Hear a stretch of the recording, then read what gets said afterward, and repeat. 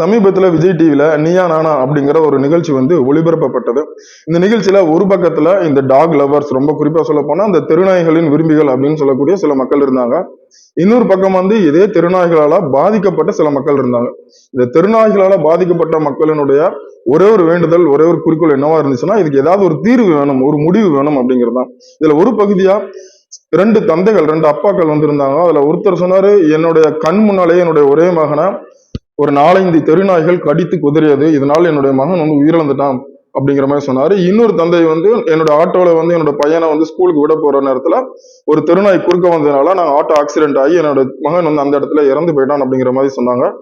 So இவங்க வந்து எடுத்து வைக்கிற ஒரு கன்சர்ன் எவ்வளவு பெரிய விஷயமா இருக்கு அப்படின்னு கேட்டீங்கன்னா, இது வேற யாருக்கும் நடக்கக்கூடாது, இது வந்து தடுக்கப்பட வேண்டும் அப்படிங்கிற மாதிரி சொல்லியிருந்தாங்க. இதுல வந்து பாத்தீங்கன்னா இவங்க கூட சப்போர்ட்டிவா பேசுறதுக்கு ஒரு டாக்டர், ஒரு கவுன்சிலர், இன்னும் சொல்ல போனா இந்த திருநாயால தன் தாய்க்கு ஏற்பட்ட பிரச்சனைய முன் வச்சு பேசுறதுக்கு சில பேர் உட்கார்ந்துருந்தாங்க.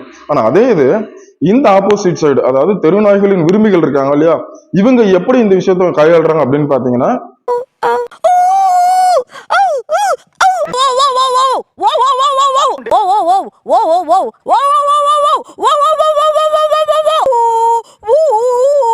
அப்படிங்கோ என்னன்னா லவ் யூ லவ் யூ அடங்கொம்மால அறிவு வேணாங்க.